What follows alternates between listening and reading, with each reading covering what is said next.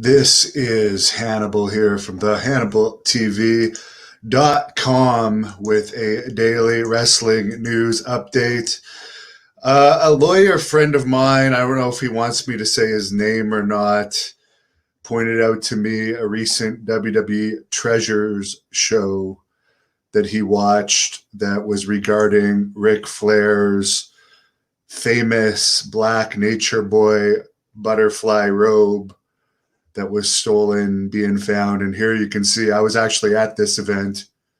This is in the Ottawa Civic Center, September 9th, 1991, when Ric Flair actually made his in-arena debut and confronted Roddy Piper. I actually wrestled in that arena in 2007 on the very first Great North Wrestling event. For a bit of trivia, but this lawyer had an interesting take on this WWE Hidden Treasures show where I guess Ric Flair has said that that robe was stolen out of his hotel room in 1995. And this lawyer brought up when stolen artwork comes on the market, the real owner is entitled to have it back, even if it's decades later. This occasionally happens with art that was stolen by the Nazis in the 30s. So this lawyer brings up that the guy trying to sell the WWE and Ric Flair back the robe is very similar to trafficking stolen artwork, and Ric Flair would have been within his legal rights to just walk out with the robe without paying anything for it because the asset is actually Ric Flair's. So there you go, an interesting tidbit to point out. I only watched the YouTube clip that was sent to me, which basically they made a $50,000 offer to buy this stolen robe back. And I guess you got to stay tuned to see how much it actually sells for. But that's a very good point. If it's your robe to begin with and it's been stolen, why are you going to pay tens of thousands of dollars to get it back? And who even knows what the ultimate amount of money is that they paid back for it? In other wrestling news, Fast 9 starring John Cena was the #1 movie at the box office this weekend. It's expected to gross $70 million. Fast 8 opened up to $98.8 million. However, that's not necessarily a sign of declining interest in the franchise.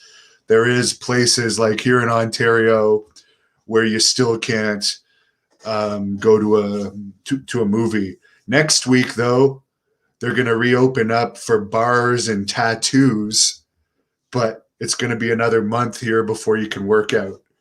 Make sense of that. Getting a tattoo is more important to our government than the benefits of being able to work out in a gym, keep your immune system up that way, and stay healthy that way. So horrible government here in Ontario, led by a piece of shit named Doug Ford, absolute worthless scumbag. And they've delayed the election now, so we can't even vote this guy out. It was supposed to be in the fall. Now they're delaying it until COVID is over. So we're stuck with our leaders here. Back to the wrestling news, some sad news to report. Donna Crookshank Eaton, the wife of Bobby Eaton and the daughter of Bill Dundee, who I've done an interview with, passed away at only 57 years old over the weekend. Sorry to hear about their loss. I only met Bobby Eaton once. And, of course, I did the interview with Bill Dundee. No SmackDown or AEW ratings yet. That's the main news. There's one thing I wanted to point out. I don't even know why I'm going to address this, but I get all kinds of hate mail all the time. And somebody recently wrote me some hate mail when I was talking about a recent video where I brought up I was stabbed in the face and almost died, where I'm not going to get into the details of the situation. I'll save that for my book. but I put up some pictures from it that were fairly gruesome. And this person alleged that I must have been faking this because I don't appear to have any scars. Well, here's a picture taken about 3 months after that, where the scarring was a lot worse when it was still healing. And I do have a lot of scars on my face. I heal real nice, actually. I heal pretty nice compared to the amount of times, the amount of street fights I've been in, the amount of times I've had my face and eyebrows busted open. I have two very good advantages. I'm able to take a lot of punishment, and I actually heal up pretty nice. Harry Davis is in Vegas drunk right now. Glad you're having fun. I'm just getting back from a barbecue at my friend Sammy's house. Shawn likes the story of Flair pulling up to a trap house in Atlanta in his limos, and I've never heard that story, but Flair certainly did seem to have a lot of energy for somebody that seemed to drink all the time. But he's one of my favorites. I'm not hating on him, but it's no secret he had an alcohol problem, and it's impressive he's able to have all of his accomplishments. It's impressive that he's still one of the main draws WWE has 30 years after they were calling him old and making fun of him. They're still using him. Colonel Quayle talks about Piper. That was the only time I ever saw Piper live, was that confrontation he had with Ric Flair. He rarely worked house shows by the time I was old enough to go to house shows. Crackman wants to see a Christy Hemme shoot. Never thought about it. Anything's possible. If you want to sponsor it for me, sure. Aaron says that's a crazy price for Robe. I'm not a collector at all, so to me, that's just a big waste of money. Polar Burst says F9 looks terrible. I can't remember the last Fast and Furious one I saw. Dennis Weber says get drunk and get a tattoo, but don't work out. Yeah, exactly.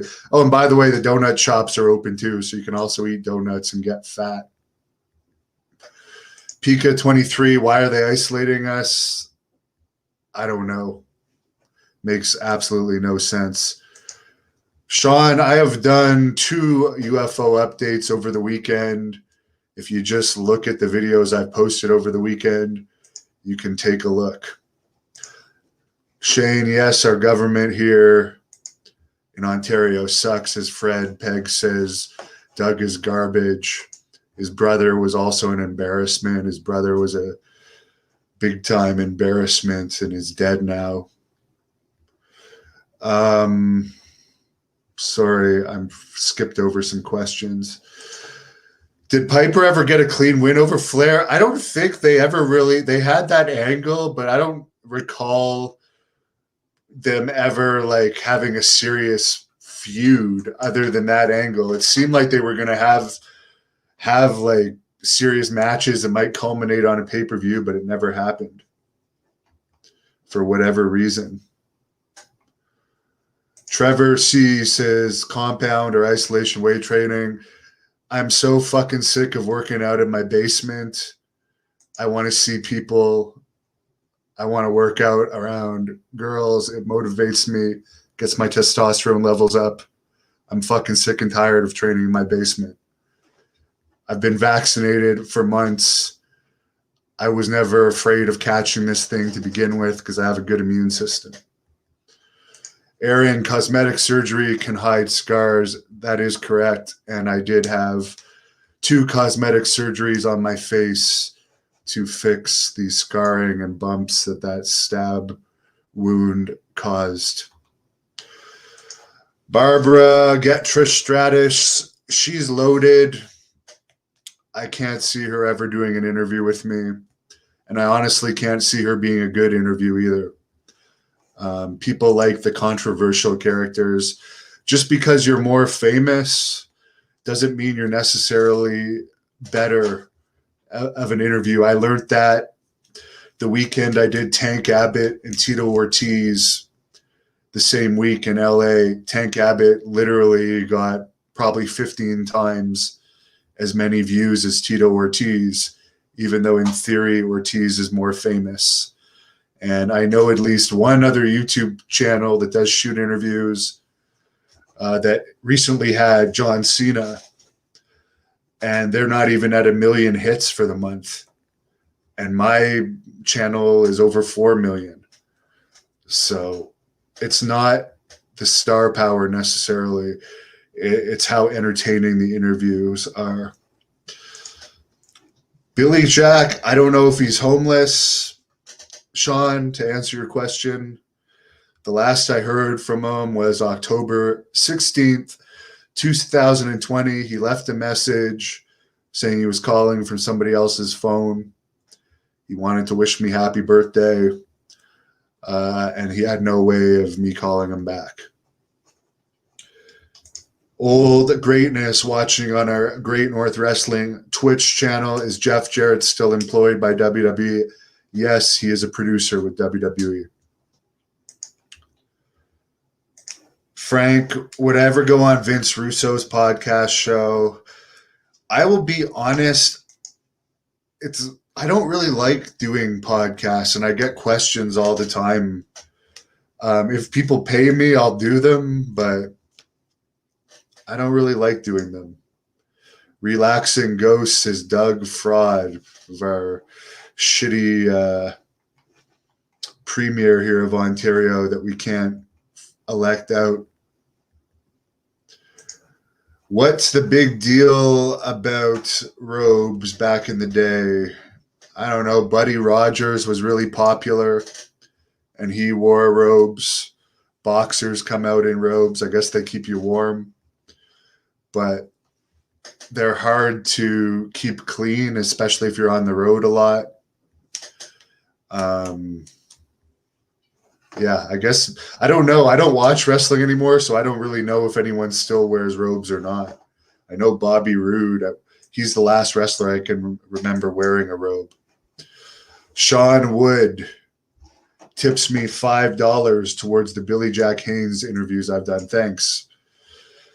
Appreciate it. Every little tip counts. I really appreciate everyone that also subscribes to our Patreon page where I post the full shoot interviews ad-free. It's only $1.99 a month, but it all helps. Fart Doctor thinks Ric Flair will outlive Hulk Hogan. I don't know who's going to live longer between those two. The Grease have ever tried a Halifax Donaire? Yes, I have. Relaxing Ghost. Is it possible that WWE inflated the price to make it look more valuable on TV? Since I'm not somebody that collects that kind of stuff, to be honest, if I had that kind of money, which I would consider to be a waste, I would donate it to like save dogs that are going to be boiled to death and skinned alive in China, because that's how they kill dogs there before they eat them. I would spend it on that rather than a robe.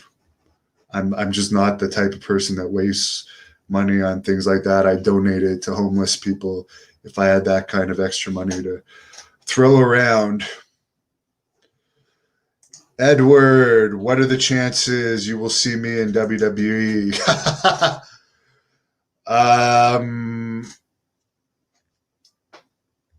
As an interviewer, or as I could see that as I get more and more popular as an interviewer, and as their current popularity keeps going down, at one point they might actually want to bring me in to be an interviewer for them.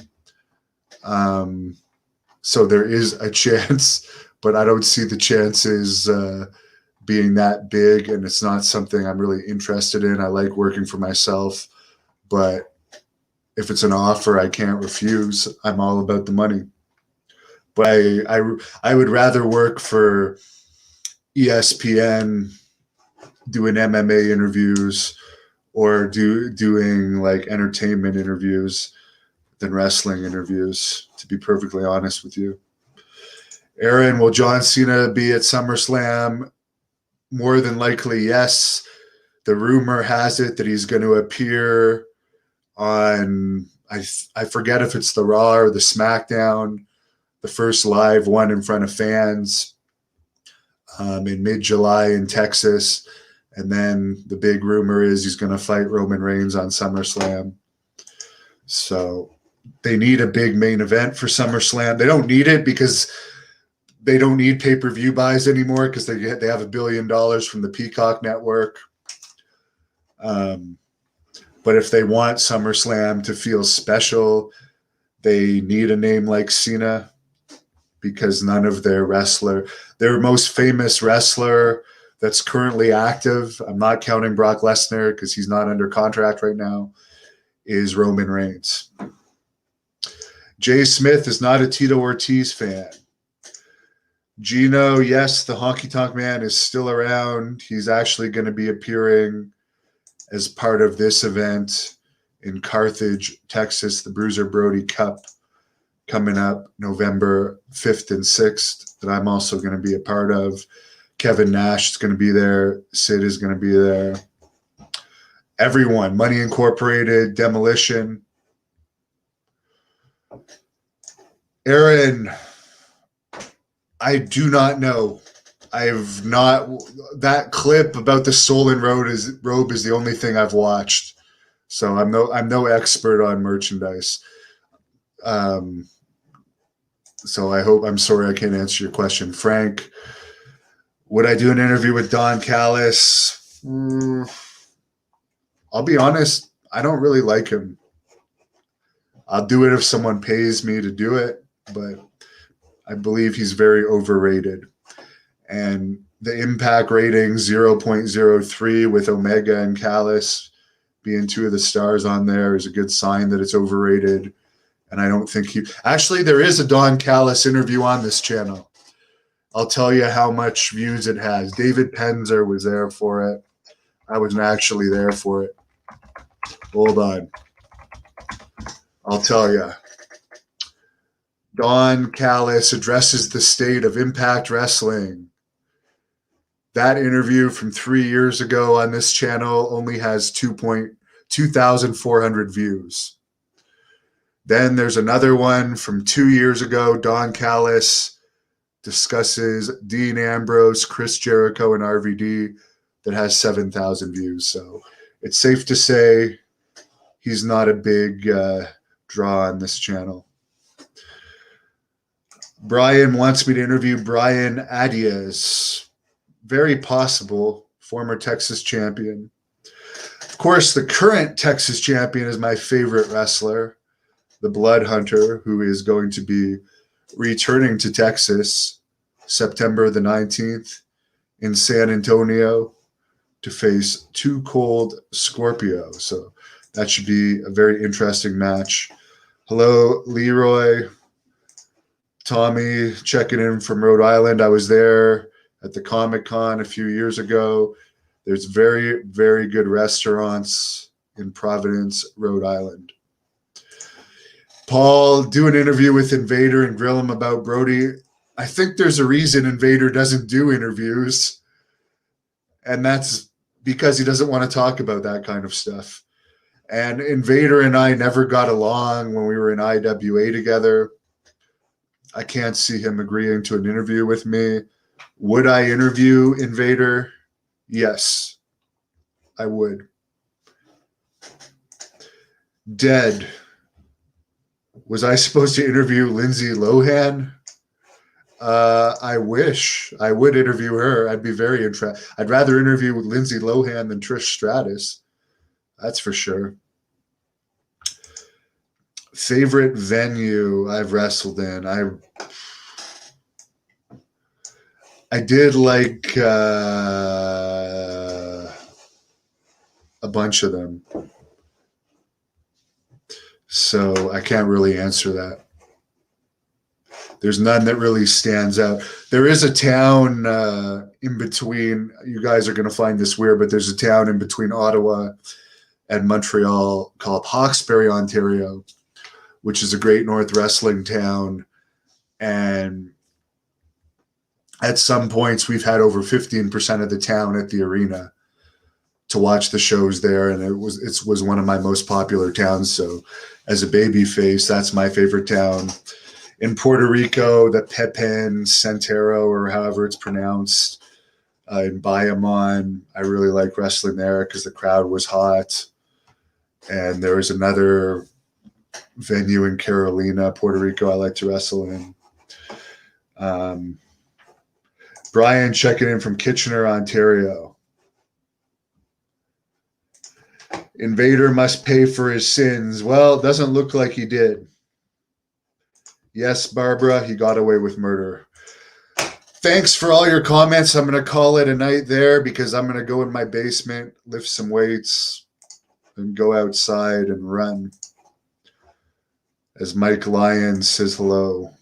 If it's the same Mike Lyons that wrestles from Montreal, hello back to you. So hope everyone had a good weekend.